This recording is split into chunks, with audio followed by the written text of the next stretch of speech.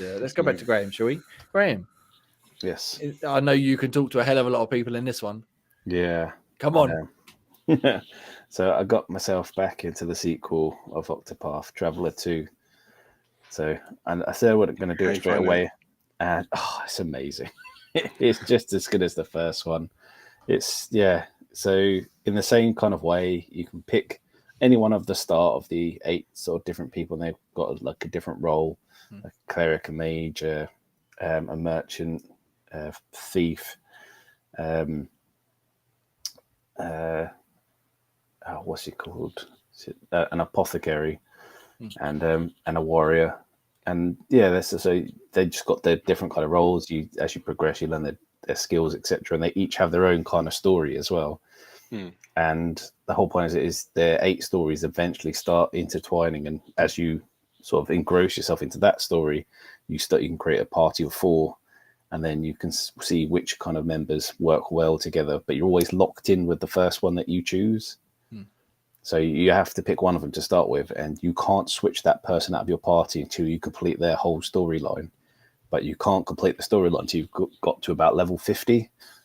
So you're stuck with that person in your party. So you need to sort of be wary on who you pick on the first one, because if you're finding they're the weaker ones, you're stuck with them until pretty much you've completed the whole story piece. Can you swap out everyone else, though?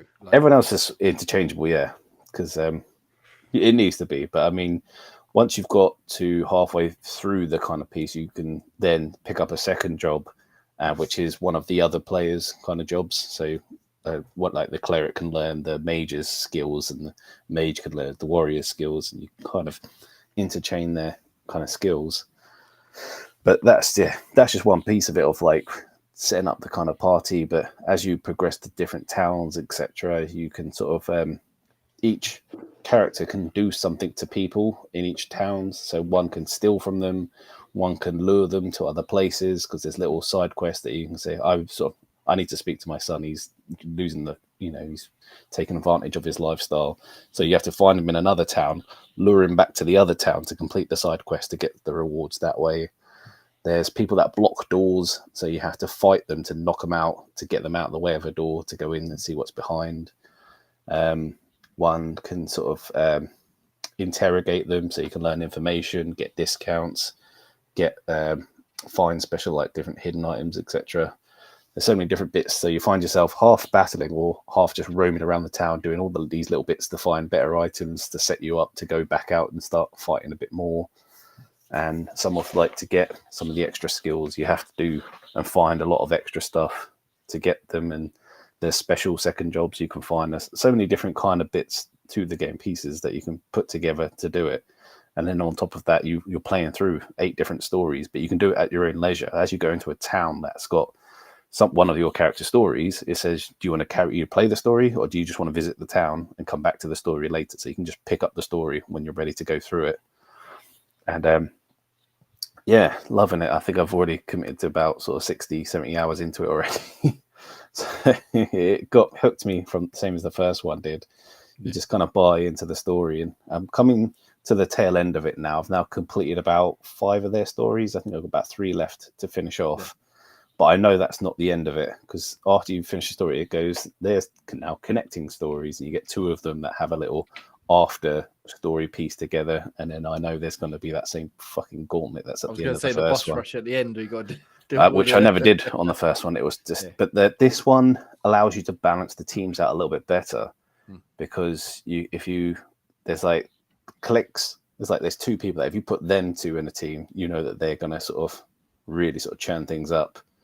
So, if you put all 4 of them in one team, you're completely fucking the other 4, because they're the passengers. If you put a super team and a passenger team, that passenger team's never going to make it through. Yeah. So I'm fully aware that there's probably going to be another gauntlet at the end of this, but I hope I'm a bit more prepared. But yeah, I thought that on the first one, so we'll see what happens on that one. But yeah, absolutely loving it. It's got the same kind of draw that the first one had. And for such a sort of that kind of old school pixel art, sort of 8-bit looking kind of thing, there's so much kind of graphical and storytelling that they've done with it that it's just, it hooks you in. I'm a massive fan of that series. It's, Yeah, Big nice. I fan. mean, I must admit, I was somewhat drawn in by the first one. I played the demo. I think on the Switch, you Yeah. got like 3 or 4 hours to play through the first chapter of whatever story it was, Hmm. and I did quite enjoy it. But it's just not something like many things. I don't feel I could ever see myself playing the full thing, but I can see what the appeal is, and yeah, like you said, it certainly looks lovely. With the what they called it 2D HD, I think they call it, don't they? The art style.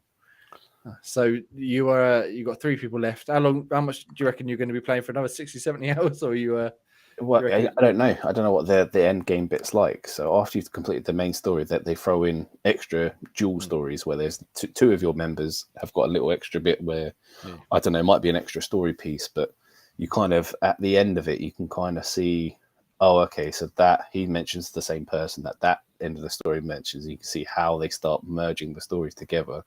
Obviously, it always ends up there's one giant evil, and it has a connecting tendril to each of the others. It's just how it all pieces together. So assume after you've done all the stories, then comes the little connecty bits, and then final gauntlet mode.